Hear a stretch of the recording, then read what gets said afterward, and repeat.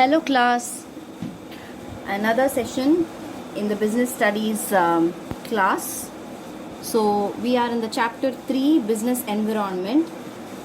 We have completed the meaning, features of business environment and also importance of business environment.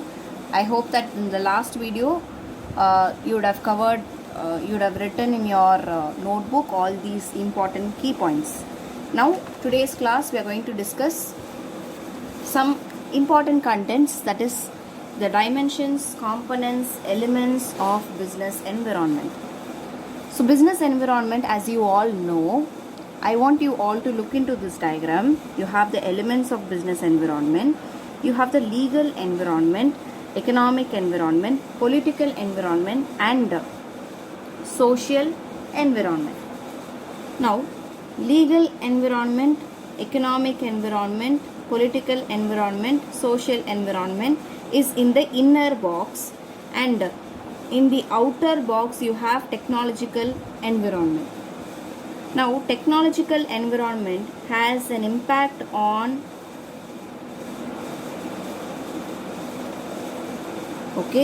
all the other environment that is there. So that's why technological environment I have put it in a separate box, where it has influence on all these environment and direct influence on business also.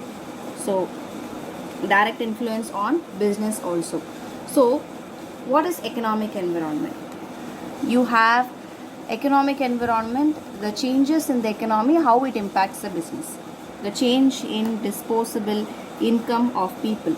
Say for example, 60,000 is a salary of a manager, his expenses comes to 20,000, his disposable income will be 40,000, income minus expenses will be disposable income. Suppose his expenses is reduced because of some economical factors, say for example reduction of interest rate. If the interest rate that he has to pay for his loan has reduced, there is a savings of 5,000, his expenses comes to 15,000, then your surplus will be 45,000. Obviously there is a disposable income increase by 5,000. Obviously this can help in more purchasing power with the help of changes in the economic policy. Now that is called as change in disposable income of people. Then you have inflation rates. You have the inflation rates that can influence the business. Then interest rates, pronounced by RBI, the repo rate, the loan rate by the banks will be influenced by the predicted rate given by the RBI, obviously. Then value of rupees, how it is related with the Indian currency. The Indian currency is related with the currency across the world. How much value does it has when we are comparing the rupee with the US dollar, rupee with euro, all these things. Then stock market indicates like Nifty,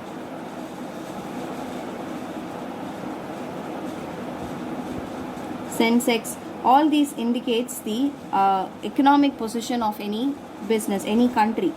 If economy is doing really well, Nifty and Sensex will be doing really well. If economy is little dull, then it will be like moving down, reducing itself. So GDP, per capita income, balance of payment and all these things are called as economic environment. It may have an influence in the business, not directly but indirectly. The next, I have some examples for you to understand economic impact, economic environment impact in the business. Can you see this? So GDP, increase in GDP, increase in disposable income of people. If there is more gross domestic product, there is more disposable income. If the interest rate is reduced, I want you to look into this example. If 10,000 is the loan amount, 10% is the rate of interest, you have to pay 1,000 rupees. This is just a simple interest, okay? So you need to pay 1,000 as your interest towards the loan. So you have a liability of 1,000. But if at all the interest rate comes to 5%, It's just an example, hypothetical example. It's not true. So 9,000. So 10,000. You have 500 as your interest, which means the 10,000 rupees previously you were paying, but now you are paying only 500. I'm sorry. So 500 you are paying. So interest, that is called as interest rate impact. So obviously there will be more consumer oriented activity. Customers will be buying more homes, cars, bikes with the help of EMI and things like that. So obviously it is improvement to revive the economy. This can be a motive followed by economists across the country. Then increase in inflation. Now increasing the cost of raw materials. Inflation means the power of purchasing reduces, the money value reduces. So there is a cost that is increasing over a period of time. So cost of raw material also increases. All the other items becomes costlier. So it is cost to the business obviously, and also the customers. Then you have second one is social environment. Now social environment, you have the social forces, the customs, tradition, values, social trends, society's expectations from the business. What does it for example, you have this trend called as diet, health, fitness. So that's why there is a demand for diet sodas and gym and yoga. Yoga is a recent trend in India again. So diet soda, though it is not good for health, obviously people end up buying it because it's been marketed as for diet, health and fitness. It's been marketed like that. Okay, so gym and yoga also has been part of trends now. So you have the values, the family values, family system that's there in India is totally different from US. And you have a child marriage and sati and all was practiced, saying that it is customs and traditions, but now it has been abolished obviously. So and one more example I would like to give is India. You have Diwali festival, and UK you have Christmas festival. So the demand for greeting cards and sweets, tailor, textiles, all these things will be in various seasons. So it will increase in those time period. So then the third is the political environment. General stability of the government is very, very important. Now see, any business, general stability of government is very important. If the government is not having a stable kind of policy, it's very difficult for the business to function. Say for example, in Pakistan there are a lot of terrorist terrorist attacks and things like that going on, which is very unpredictable and dangerous to the business, to the environment, for the business on the whole. If at all the government tries to bring it down also, they are not able to do it. That's why the economy is very, very poor there. You have a lot of poverty problem, unemployment problem. That's why it's like a vicious cycle. It's like going like a cycle. So obviously you should have a good stabilized government, so that people will be free of, without any too much of fear of these controllable problems to the society. So peace is very important, and business growth will be affected if you do not have this political stability in the country. The next is the legal environment. The legislation passed by the government, the court judgment, the order passed. You can see this diagram, right? So business is within the legal system only. Business cannot be separated from the legal system. So whatever is the law in the country, the business have to follow. Then only it will be functioning with ease. Otherwise, it will face a lot of legal issues in day-to-day business dealings. Okay, the next one is technological environment, the very important environment that can influence the business to a major level right now. There can be scientific implementations and innovations, the new methods and techniques that are emerging to produce a product or to provide a service. All these comes under the technological environment. It has the virtual reality, cloud technology, robotics, artificial intelligence, biotechnology and machine learning. So you have some companies that are majorly influencing the way life is conducting. You have the Google, you have the Facebook, you have Microsoft, Apple, Xiomix, and you have a lot of companies like that. Okay, so we are done with dimensions, components. We are done with this dimensions, components, elements of business environment. Now we are moving forward to studying the impact of government policy changes on business. Now, previously, before 19 in the 1990s and all, the economy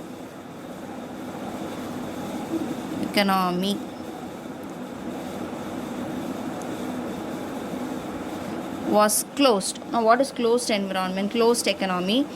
You had so much of rules, restrictions, regulations to be followed before you start any business. There cannot be any foreign investments coming into the country.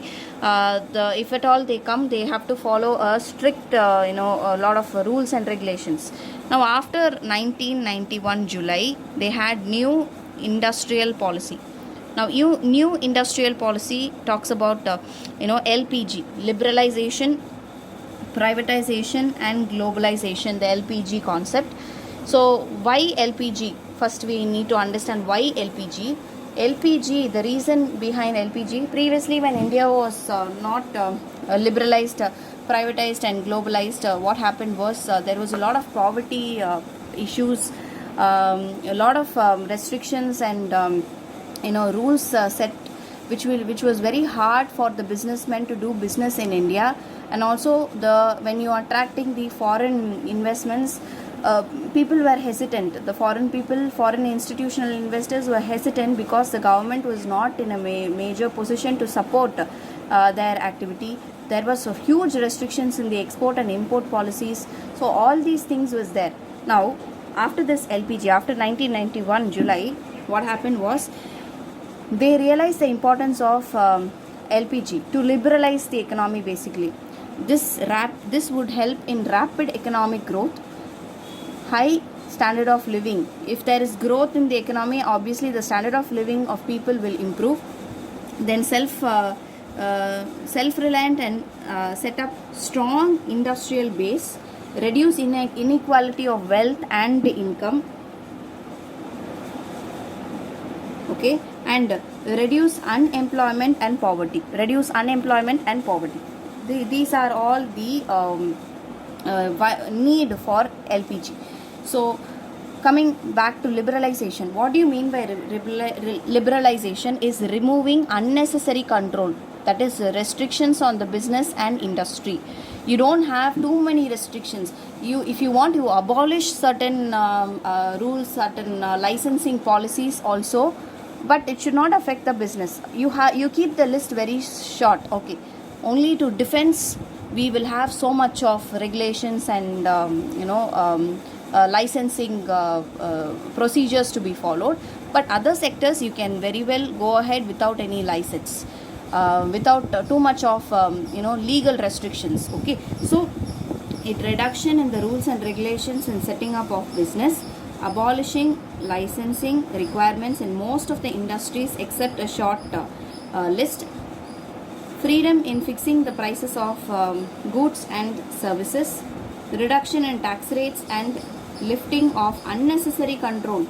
So there were some tax holidays also given. Say for example, if you are setting up a factory or industrial unit in a rural development, in a rural area, to develop rural part of the country, then tax holidays were appreciated. They were given to the businessmen. They say that 5 years you don't pay tax at all. If the tax rate is 30%, you don't pay the 30% on your profits that you are making for 5 years. After that you can pay. So this kind of benefits were given to the business people at that time. And tax reductions and all these things are also was being done.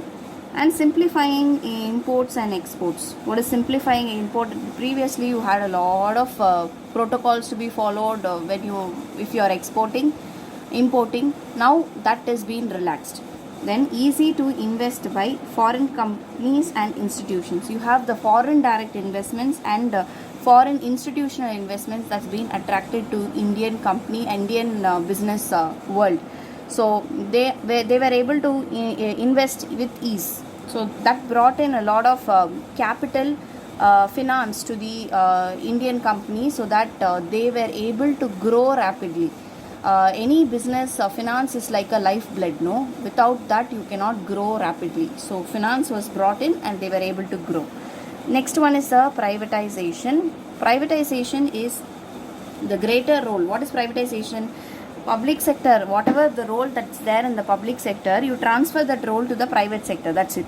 So greater role is being passed on to the private sector in nation building. That is transferring the public sector to the private sector. This is called disinvestment. Suppose, for example, a government, a public sector undertaking, the government's share of capital will be 51%. Now, if the government wants to take it as private, then private will be 51 or more.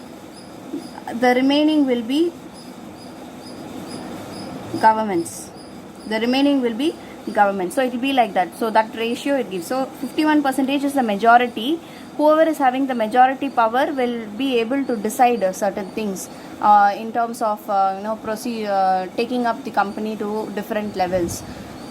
So that is what it means. So privatization, just disinvestments means previously it was 51%. Now I am reducing my investment level.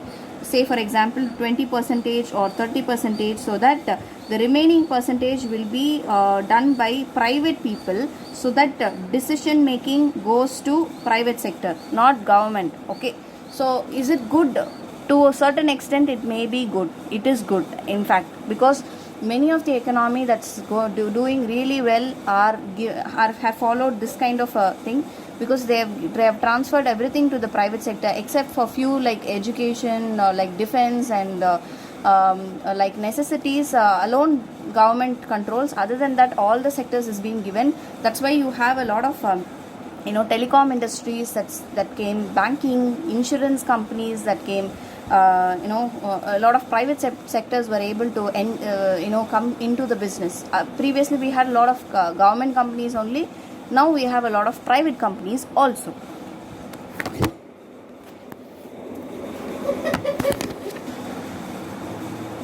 Now you have the globalization.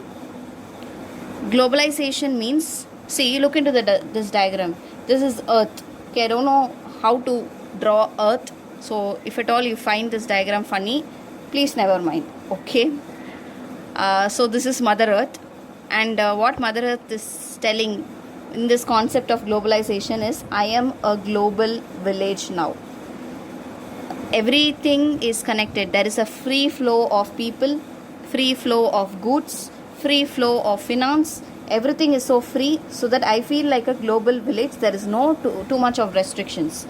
So what do you mean by globalization? Is integrating the various economies of the world, leading to a global economy.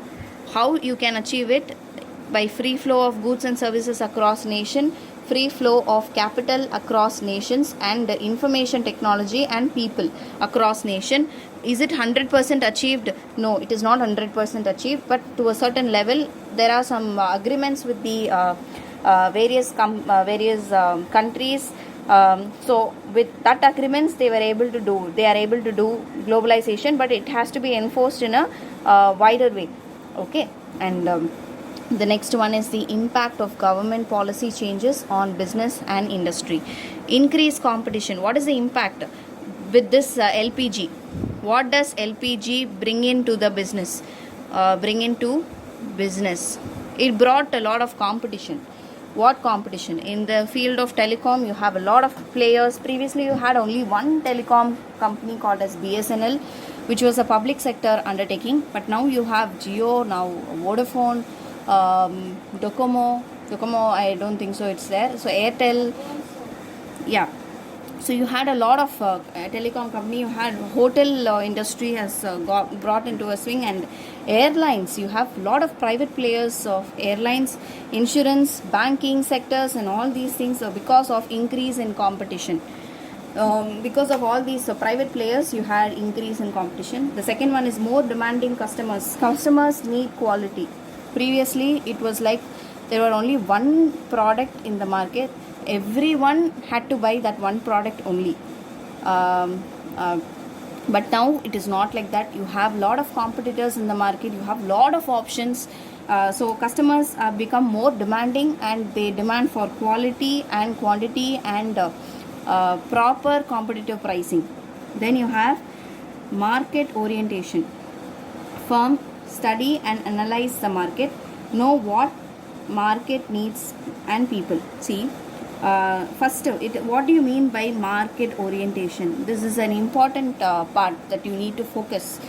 Previously, it was product oriented. The market, the business world was product oriented. What do you mean by product? They had all energy diverted to the product. What? All energy diverted to the product. Now, in this case, they have shifted the energy diversion to market. Okay. Previously, they were focusing on, okay, we need to develop this product, that product. Okay, all the product developed. Ultimately, they couldn't find customers. The market did not need them at all. So there was a lot of stocks that's been kept unsold. So they realized, the business people realized that, oh my God, we made a mistake. Oh, okay. We should have first, what we should have done, we should have studied and analyzed the market. Check whether people needs it. Then only we should have produced it. That led to Great Depression in 1930s in the US market. There were a lot of production that's happening because of Industrial Revolution, but ultimately they couldn't sell the products.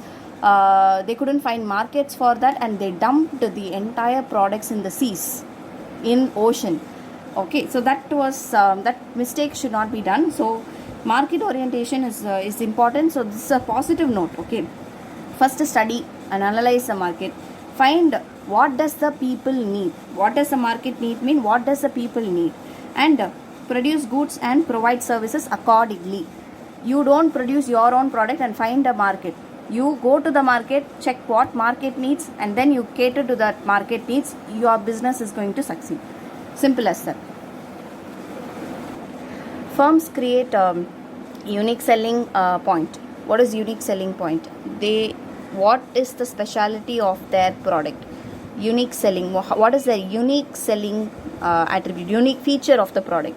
So they have to develop that. So that is one thing. And the fourth one is rapidly changing technological environment creates tough challenges. CHALLENGES before smaller firms. So they set challenges for the smaller firms. That's what it's very difficult for the smaller firm to adapt to this technological changes, because they have less finance, so they cannot adapt to the fast changing technological environment. This is one problem. The necessity for change. You have to change. So there is a lot of investments in the R&D and innovation. Okay, and the need for developing human resource. What is this need for developing human resource? Your human resource in the organization should be developed. How can you develop them? Train them, make them highly competitive. You provide this making training and making them highly competitive will provide a greater commitment to the organization. They will become more loyal to the organization. But everything will happen only if you compensate them well. Okay, so compensation is also very important. So need for developing human resources is very important. That's what you fund for your human resource. Then you have loss of budgetary support to the public sectors. Many public sectors were able to survive because the government was literally sponsoring these public sectors. But now they have stopped because they are going into, public sectors are going into privatization. Obviously they have to more efficiently generate their own resources. They will have to more efficiently generate their own resources and survive and grow. So this is what is a challenge. And the last one, 8th one, is changes in policy making for government. See, it is a positive impact on the business because more customer focused. So These are all the impact of government policy changes on business and industry. Now, changes in the policy making by government, say for example, if the government wants to promote a lot of business activity, then the policy of the government will be changed accordingly. So this is having a positive impact on the business, and thereby business is able to give a more customer focused approach. Okay, now last part of the class, managerial response to changes in business environment. You have diversification. What is this? How can the business grow in this LPG? How it can grow in this first one is diversification. Tata Limited has diversified its business in various aspects like telecom, steel, FMCG, finance. You have a lot of diversification that's going on. You have the joint venture, consolidation of multinational. So all these things. What is joint venture? Two company A and company B coming together as a joint venture firm, carrying on business for short period, getting profit. That profit, say for example it is 1 crore, 50 lakhs will be for A and 50 lakhs will be for B. It depends on the agreement. Okay, if it is 40:60, then 60% will go to B and 40% will go to A. That is 40 lakhs and 60 lakhs, like that.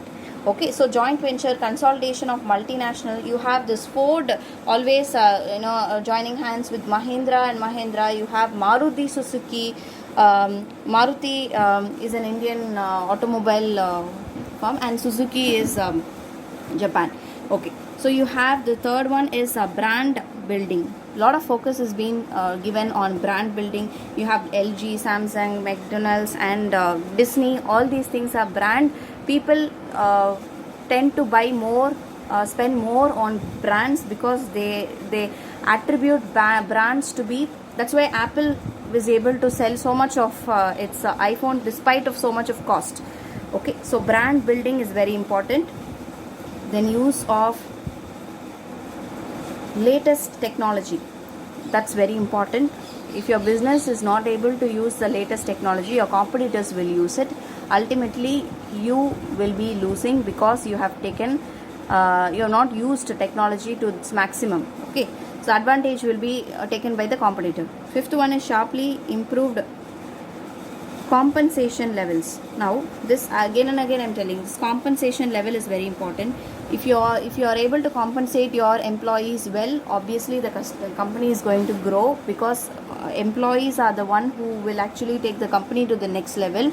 Without proper employees, then it is very difficult for the company to grow as such. So for special managerial and technical persons, you need to have sharply compensation levels, and the incentives should be performance based. This is very important. Incentives should be performance based. It should not be